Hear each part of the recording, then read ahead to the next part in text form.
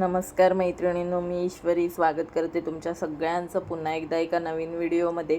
तर सकाळी सकाळी शॉपमध्ये आले होते आणि इथे जरा दरवाजा कॅमेऱ्यामध्ये दिसतोय का ते बघत होते. कॅमेरा सेट करून ठेवत होते तर दिसत होता म्हणून मी दरवाजा लावून घेतला. आणि इथे आज मला मोठ्या मापाचा गाऊन कसा कट करायचा याचा जरा व्हिडिओ शूट करायचा होता, तर त्याचीच मी इथे तयारी करत होते. तुम्ही सगळ्यांनी बघितला असेल तो व्हिडिओ.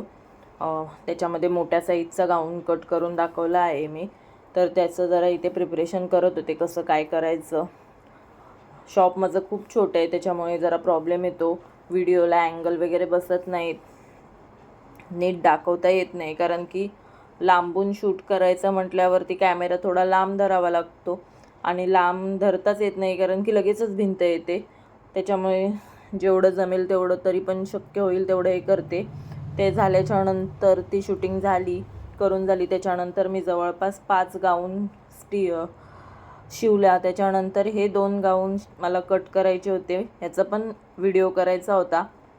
आणि हे सुद्धा 2 गाऊन आहेत, मोठ्या मापाचाच गाऊन आहे. तर पहिलं ते सगळं व्यवस्थित हंतरून घेतले, कारण की तुम्हाला तर माहितीच आहे आता गाऊन कट करायचे असेल तर कपडा कसा हंतरून घ्यायचा. त्याच्यामुळे ते काही मी शूट करत बसले नाही, म्हटलं डायरेक्टच मापं कशी टाकायची त्याचंच शूटिंग करेन. तरी ते दोन्ही पीस व्यवस्थित लावून घेतले आणि नंतर म्हटलं व्हिडिओ करताना डायरेक्ट मापं टाकूनच आपण ह्याचा व्हिडिओ बनवूया.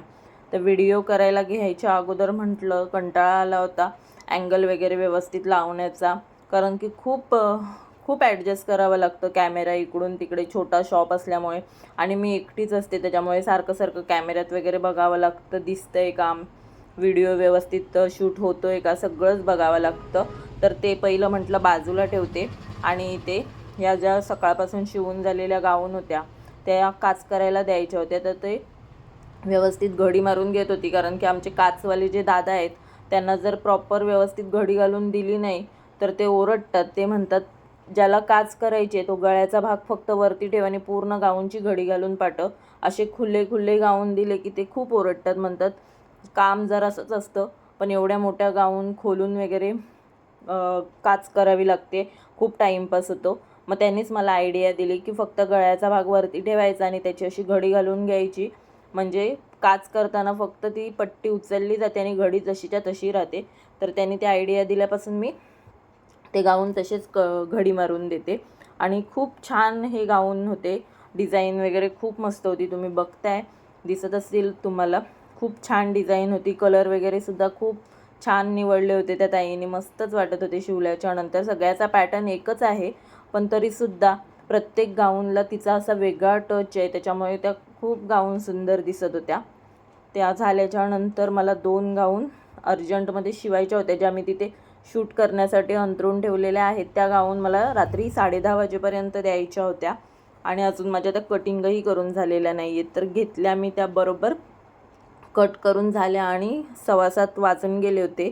त्याच्यानंतर त्या शिवायला घेतल्या. 9 वाजेपर्यंत माझ्या दोन्ही गाऊन शिवून झाल्या होत्या.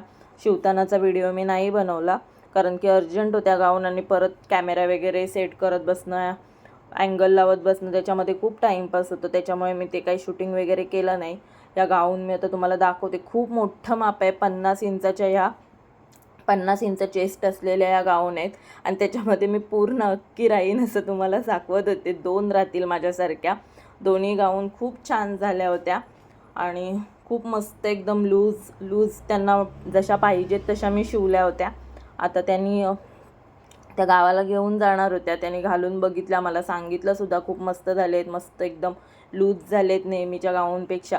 हाच फायदा असतो मोठ्या मापाचा गाऊन मोठ्या कापडामध्ये कट करण्याचा. तर आता हे सगळे गाऊन मला काच करायला पाठवायचे आहेत, ते 5 गाऊन आणि हे 2 गाऊन, असे 7 गाऊन काच करायला पाठवायचे आहेत. त्याच्यामुळे मी आता घरी जाते, कारण की आता जर काय काम करत बसलं तर काच करायला उशीर होईल आणि परत तिकडनं येऊन ते गाऊन द्यायला सुद्धा उशीर होईल. त्याच्यामुळे इथे मी शोधते घरी कटिंगसाठी ब्लाऊज न्यायची होती, तर ती ब्लाऊज कुठे ठेवलेत तेच आठवत नव्हतं. सगळा पसारा झाला होता, काहीच सुचत नव्हतं.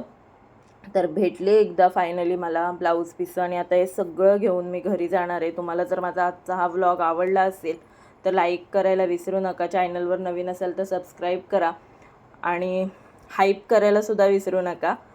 तर असेच नवनवीन व्हिडिओ ह्या पुढे येत राहतील, कटिंगचेसुद्धा व्हिडिओ येतच राहतील. तोपर्यंत माझे व्लॉगसुद्धा बघा आणि एन्जॉय करा. आणि काही तुमच्या शंका असतील तर नक्की कमेंटमध्ये विचारा. काही जणं म्हणतात की मी कमेंटची उत्तरं देत नाही, पण मी सगळ्या कमेंटची उत्तरं देते. जशी मला जमतील 4 दिवसाने 5 दिवसांनी जशी जमतील तशी मी तुमच्या सगळ्यांच्या कमेंटची उत्तरं देत असते. तर आता इथे सगळं सामान मी पिशव्यांमध्ये भरून घरी जायला निघणार आहे. घरी गेल्याच्या नंतर जेवून मग काच करायला जाईन आणि त्या ताईंच्या गाऊन त्यांना देऊन टाकेन. या साड्या पण मी आता उद्या द्यायच्या आहेत, त्या बाजूला काढून ठेवलेल्या आहेत. त्याची ब्लाऊजं मला उद्या शिवायची आहेत आणि उद्या द्यायची आहेत. त्यांनी दिलेल्याला 10 दिवस झालेत, पण मला शिवायलाच टाईम नाही. आता उद्या त्यांना द्यायचे आहेत नाही, मला आज आठवलं आहे. तर बघू आता उद्या होतात का ती ब्लाऊजं शिवून. तर उद्याचा ब्लॉगमध्ये सुद्धा मी तुम्हाला नक्की दाखवेन ती ब्लाऊजं माझी शिवून झालेली आहेत का. खूप छान पॅटर्नमध्ये त्यांनी सांगितले आहेत, मी तुमच्यासोबत नक्की शेअर करेन. तर चला आता, तुम्हाला जर खरंच माझे हे व्हिडिओ आवडत असतील तर मला तसं कमेंट करून सांगायला विसरू नका. तोपर्यंत चलो बाय, चालले मी घरी.